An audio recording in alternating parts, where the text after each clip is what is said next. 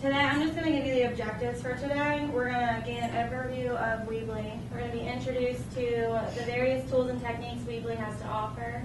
You're going to create a website that can be implemented in the classroom. You're going to collaborate with your peers and gain new ideas to use in and out of the classroom. And then you're going to gain a better understanding of how to create a website and implement them in your teaching. So we're going to get started by watching. We're going to watch a quick introduction video that Weebly gives you so that you guys don't have to click on it later.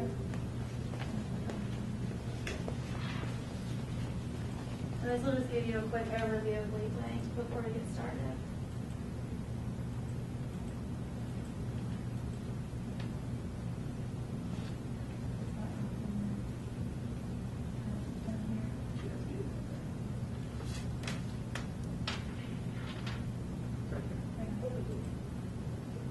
Easy way to create your site, blog, or online store.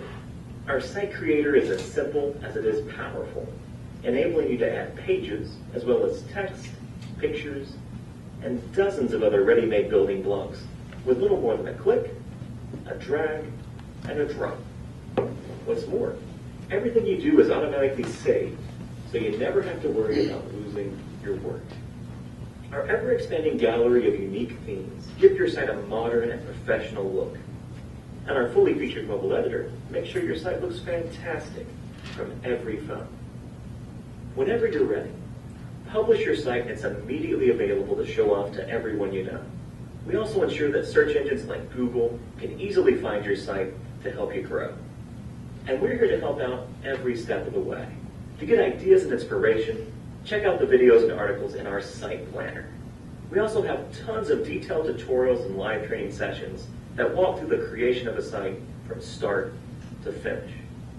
Get started now, and before you know it, you'll have a fantastic site you'll be proud to share.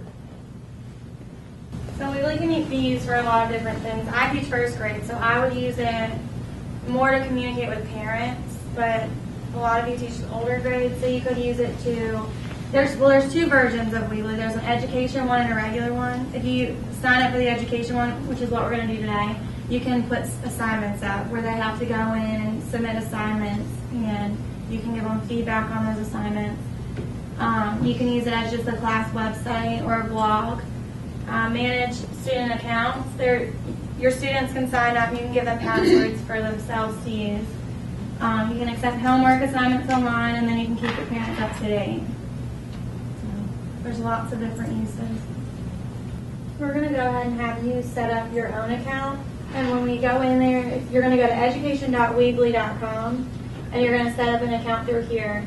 But when we start making the page, we're going to kind of make a test page so that you can pull all of the different tools over and use them, and you don't have to worry about whether or not you want them on your page. You can just kind of play with it for a little, and then we're going to go back and we're going to create another page, like another website that you can actually use for yourself in the classroom or for your student.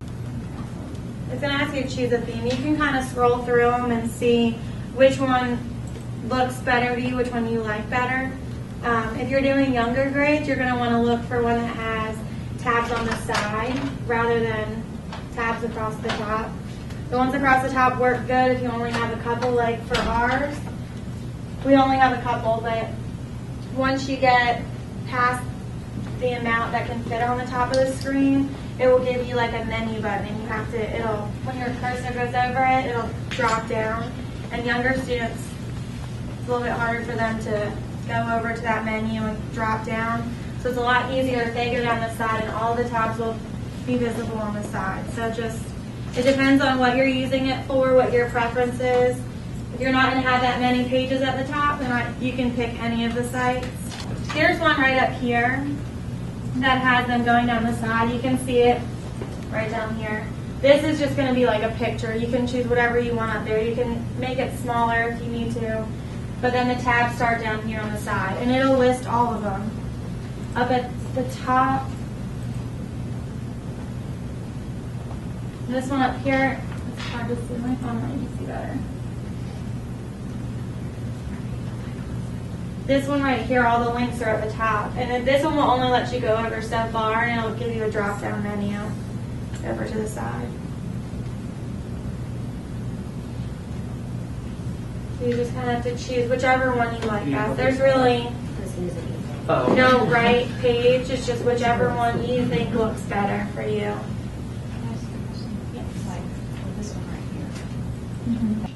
The only thing with choosing the theme is that for a lot of it, you cannot change like the background.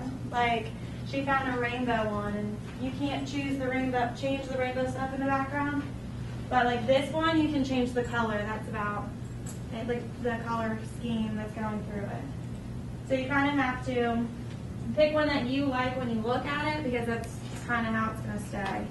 You can change like the pictures throughout it and the font, but you can't really change the rest of the color scheme. After you click on a theme, it's going to ask you to create a website domain, and that's just, you can pay for one, and it will be your personal one, like ours would be sdweebly.com, or you can use theirs, and the only difference is that it adds the .weebly.com. So yours could be Miss Money's First Grade .weebly.com. So you have to put the Weebly in there. Oh, you want to That would, it automatically gets put in there if you want to be free. If you want to pay for it, it would be MissMoney'sFirstGrade.com. And it would be my own personal link. But Will they put that in there for us? yeah, this is what it'll look like. Choose your website domain. And when you click in here, you just type whatever you want, and then it adds the .weebly.com. If you come down here, you have to register a new one. This is where you would make it personal, and that's the one you have to pay for. And it'll ask you this again later when you publish it. And if it's something like, well, we started off with ours was professional development weebly.com.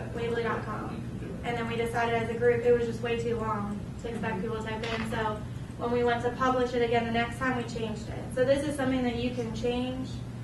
Like your name changes, you can go back in and just type something new in it, it'll just change it, it'll update it. And you would just have to let your parents know that it changed, but that would be the only difference. Is everybody to this point? Are we planning or building? You're gonna build, yeah. So you're right where you need to be. Okay, this is just gonna be your test site. Everything that we put in there you can take out also, so if you actually want to just keep this one for your own class, you can delete everything that we do, but we just kind of wanted you to create a test one so that you can drag over all the different tools and still play with them without thinking, I really don't want this on my page, so I'm not going to test it out. Because you might want it later, and it would be something that you want to play with later, and you would probably want to test it out today so you can figure it out and ask us if you need help. So we're going to go through adding and organizing your pages. If you click up at the top of your page, it says pages at the top.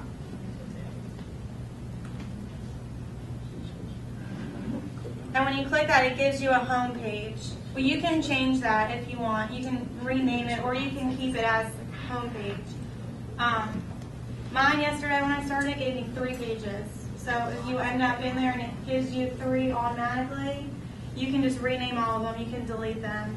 We're going to go ahead and add a page. So if you click up at the top, it says add. And you're going to want to hit a standard page this time.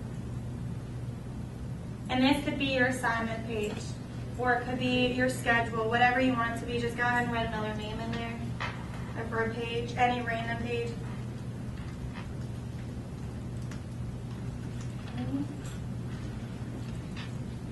Here's some examples of pages that we came up with, some ideas. We have a home page, an about me, contact page, a blog, content, assignments, calendar, resources, and PowerSchool.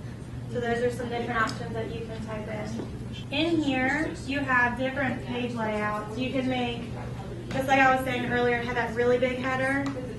That's this first one, it's the tall header. It's going to put a really big picture at the top. You have a short header. This one I think asks you for a title in the picture. This one gets rid of that title. It just makes it a little bit shorter. but it still has a picture at the top. You can make it so it has no header at all,